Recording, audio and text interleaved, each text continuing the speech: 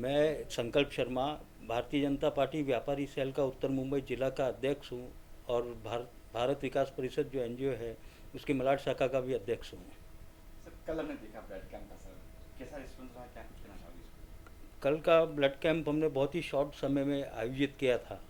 एक गोपाल शेट्टी जी ने संकल्प लिया है, हमारे जो सांसद हैं, कि हमें 5,000 रक्त की पेटी जमा करनी है। तो उस संकल्प के तहत पूरे उत्तर मुंबई जिला में अलग अलग जगहों पर कार्यक्रम चल रहा है। उसी के तहत एक कार्यक्रम हमने कल रामश्याम बिल्डिंग में रखा था। इसमें हमने 1 तारीख को डिसाइड किया कि 7 तारीख को ये कार्यक्रम यहाँ लेंगे। उसमें मैंने पूरी टीम भारतीय जनता पार्टी व्यापारी सेल उत्तर मुंबई जिला, फिर हमारे मलाड विधानसभा की जो यूनिट है उसने, और भारतीय जनता पार्टी महिला मोर्चा मलाड विधानसभा दीप्ति सोमपुरा अध्यक्षा हैं, उनके सहयोग से ये कैंप का आयोजन करने का हमने तय किया। और बहुत ही कम समय में हमने मीटिंग ली, जूम पे मीटिंग ली। अभी जैसा लॉकडाउन चल रहा है तो सब मिल नहीं पाते हैं, पर हमने एक जूम पे मीटिंग का आयोजन किया महिला मोर्चा की, व्यापारी सेल की, और सभी जितने कार्यकर्ता हैं सभी से रिक्वेस्ट भी की कि आप सिर्फ 5-5 जन अपने साथ में लाएंगे ब्लड डोनर्स तो हम कुछ अचीव कर सकेंगे। अभी तक की जो रिपोर्ट थी कि कभी 40-50 के करीब ब्लड यूनिट्स जमा हो रही थी, पर कल एक हमारा एक अचीवमेंट रहा कि सबका साथ था, सभी कार्यकर्ता हमारे साथ थे और सभी ने अपना अपना जो फर्ज था कि 2-5 सब लेके आए, तो उससे हम 107 यूनिट जमा करने में सफल रहे। ये ब्लड का ये भी है, उन्होंने जो दिया है हमें ब्लड बैंक ने, और ब्लड बैंक वाले खुश भी हो गए कि हम इतनी तैयारी में नहीं आए थे और हमें वो बाइंड अप करना पड़ा कल का ब्लड बैंक।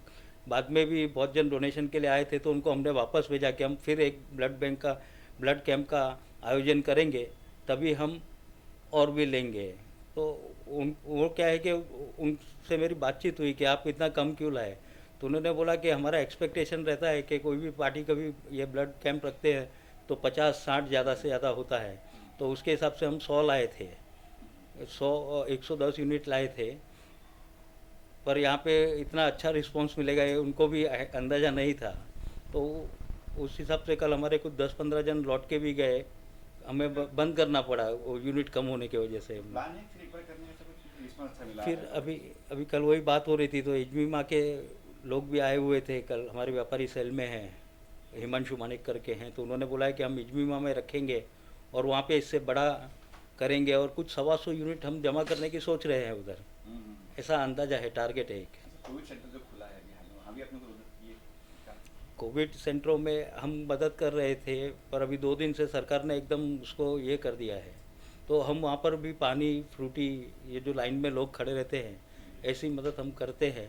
फिर कोविड केयर सेंटर जो खुले हैं, कोविड केयर सेंटर में भूराबाई हॉल आरोग्य भवन में खुला है, तो भारत विकास परिषद के माध्यम से वहाँ पर कुछ 117 बेड हैं, तो उसके लिए बेडशीट, कंबल जो ओढ़ने की एक चादर होती है वो दी है, और जो एक पेशेंट को किट लगता है, ब्रश है, उसके अंदर साबुन है, कंघी है, तेल है, ऐसा एक किट बना के सब पेशेंट्स के लिए दिया है।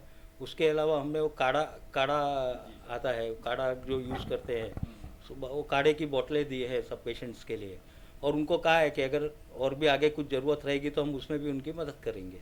तो आपने और भी कई सारे काम किए हैं अब सेवा के लिए हैं, मतलब बड़ी बात नहीं करनी चाहिए, लेकिन फिर भी क्या तो हमारा भारत विकास परिषद के माध्यम से, मलाड पश्चिम शाखा का मैं अध्यक्ष हूँ, तो उसके माध्यम से हमारा एक परमानेंट प्रोजेक्ट है कि जो झुग्गी झोपड़ियों में जो बैकवर्ड एरियाज़ है वहाँ पर टॉयलेट की बहुत इश्यूज़ होते हैं। आप जाके हालत देखेंगे तो आप वो देख भी नहीं पाएंगे, तो उनको अच्छा बना के देना। उस कड़ी में हमने 530 टॉयलेटों का निर्माण मालोनी जैसे क्षेत्र में, वलनई में, दारूवाला कंपाउंड में, ऐसे जहाँ भी ज़रूरत होती है, रिक्वेस्ट आती है, हमारे सांसद हमें मार्गदर्शन करते हैं। एक्चुअली ये क्या हुआ, 2014 में जब नरेंद्र मोदी जी ने स्वच्छ भारत अभियान की शुरुआत की थी, तो उस समय एक कार्यक्रम में सांसद जी ने कहा था, तो हमने उनको वादा किया था भारत विकास परिषद ने कि हम 100 टॉयलेट तक हम बांध के देंगे। पर यह सिलसिला ऐसा चला कि अब तक हम 530 टॉयलेट बांध चुके हैं और आगे भी काम चालू रहेगा वो। उसके अलावा एक गवर्नमेंट की स्कीम आई थी स्किल इंडिया, स्किल डेवलपमेंट की, तो स्किल डेवलपमेंट के माध्यम से हम पिछले 3 सालों से वो स्कीम पे काम कर रहे हैं, और 30 जन के बैच में ऐसे 6 बैच हम एक साल में लेते हैं। पर वो बैच में ट्रेनिंग लेके वो बच्चों को छोड़ देना वो काम हमारा नहीं है। हम वो 30 बच्चों को ट्रेनिंग देते हैं। उनकी बड़ी बड़ी कंपनी जैसे सॉपर स्टॉप है, रिलायंस है, आईसीआईसीआई बैंक है, इनसे हमारा टाई अप है। वो आते हैं, वो इंटरव्यू लेते हैं और हमारे बच्चों को एम्प्लॉयमेंट देते हैं। प्लेसमेंट भी। हाँ, प्लेसमेंट भी हम साथ में ही देते हैं। तो हर साल मतलब देखें तो 180 बच्चों को हम जो एकदम ज़रूरतमंद है, हम सभी को ट्रेनिंग नहीं देते हैं, पर जो एकदम ज़रूरतमंद है, जो हमारे पास आए हैं कि और उनके घर की भी परिस्थिति देखते हैं कि सच में इस व्यक्ति को ज़रूरत है, तो हम उन लोगों को मदद करते हैं और उनको ट्रेनिंग दे के उनके प्लेसमेंट तक की, नौकरी तक की जवाबदारी लेते हैं। संकल्प जी, क्या लॉकडाउन चल रहा है, लास्ट ईयर भी देखा आपने, बहुत कुछ राशन वगैरह किट वगैरह दी लोगों को, इस बार भी कुछ प्लान है कि राशन की किल्लत हो रही है लोगों के पास? पिछले साल जब लॉकडाउन शुरू हुआ था, हम तुरंत हरकत में आए थे और हमने 8600 किट्स बांटी थी, पूरी राशन किट की। 15-20 दिन का राशन होता है उसे किट। 15-20 दिन का आता है। और उसमें फिर ये जब लॉकडाउन आया, ये सेमी लॉकडाउन था, तो हमने बोला कि थोड़ा वेट करते हैं, अगर आगे ज़्यादा कुछ हुआ तो हम उस प्रोजेक्ट को भी आगे बढ़ाने वाले हैं। भारत विकास परिषद के प्रांत यानी कि मुंबई प्रांत जो है, उसके माध्यम से आज की तारीख में आहार करके योजना चल रही है, जिससे हम जो भी कोविड पेशेंट्स हैं उनके घरों में हम भोजन उपलब्ध करा रहे हैं कि खाने का डब्बा पहुंचाने का फ्री ऑफ कॉस्ट में। पर अभी अगर आगे ऐसा लग रहा है मुझे, और हमारी मीटिंग में भी बात हुई है कि अभी ज़रूरत पड़ी तो हम राशन किट का फिर से बंदोबस्त करेंगे और जहाँ एरिया में ज़रूरत होगी ज़रूरतमंद लोगों को पहुँचाएँगे। सर, व्यापारी संख्या का अध्यक्ष हो उत्तर मुंबई के, तो व्यापारी को इस बार बहुत तकलीफ होगी। कई बार लोग कहते हैं दुकानें खाली हैं, तो भाई हमने टाइमिंग जो दिया है 7 से, उसके बारे में कुछ? मेरा सरकार से यही उम्मीद थी। हमने भी व्यापारी सेल के माध्यम से सरकार को और ज्ञापन भी दिया था, पुलिस स्टेशन में भी गया था, मैं बीएमसी में भी गए कि भाई अगर तुम्हें लॉकडाउन करना है तो उसको, हमने आंदोलन भी किया था मलाड में कि लॉकडाउन करना है तो व्यवस्थित पूरा लॉकडाउन करो, ये आधे आधे टुकड़ों में मत मारो। क्यों? दुकान के अंदर ज़्यादा से ज़्यादा 1-2 ग्राहक एक टाइम पे आता है, तो उससे जो सोशल डिस्टेंसिंग है वो मेंटेन हो जाती है।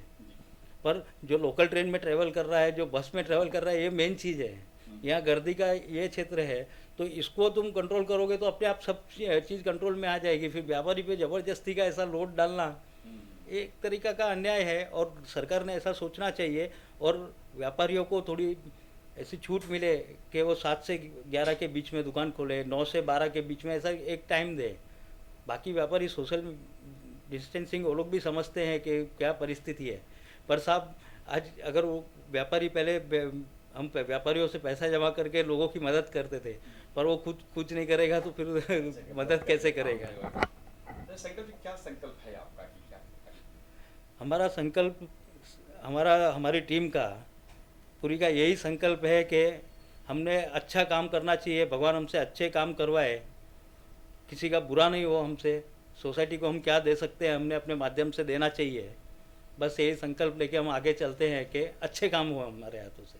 तो लगता है कि शिवसेना सरकार कहीं ना कहीं से विफल हुई है, कुछ काम अपने जो काम जो उन्होंने वादे। कहीं ना कहीं तो सरकार का थोड़ा तो इश्यूज है ही है। शिवसेना सरकार कहीं ना कहीं ये चीज़ लागू करने में बराबर, जैसे वैक्सीनेशन सेंटर खुल गए हैं, वैक्सीन जैसा मैं पेपर में पढ़ता हूँ तो उसमें से ऐसा है कि सेंटर से इतने डोज आए हैं, पर यहाँ से कभी हम वैक्सीन सेंटर में, मैं बैठता था इधर, जो मैं बता रहा था आपको, वैक्सीनेशन सेंटर में हम लोग पानी वगैरह देते थे, लोगों की सुबह 4:30 बजे से लाइन लगती थी साहब।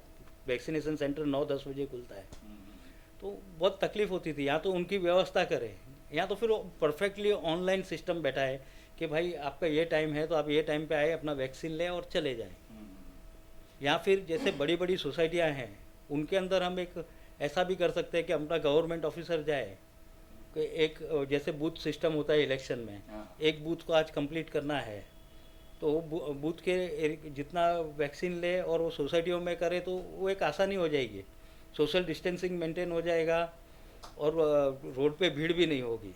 ये वैक्सीन मिल नहीं रही है आजकल की, लोग कहते हैं केंद्र सरकार वैक्सीन नहीं दे रही है, हमको प्रोवाइड नहीं करवा रही यहाँ पे। या क्या होता है कि ब्लेम गेम्स रहता है कि मैं मेरी कमियां छुपाने के लिए अपने ऊपर वाले के ऊपर थोप देता हूँ, तो ब्लेम गेम चलता ही रहेगा, इसका कोई अंत ही नहीं है।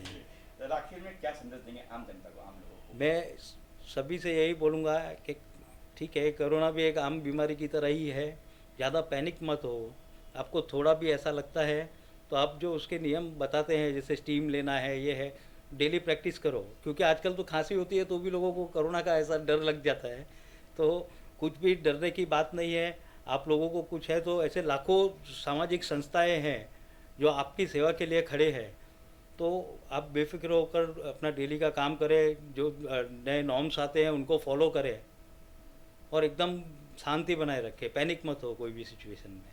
धन्यवाद। Thank you sir.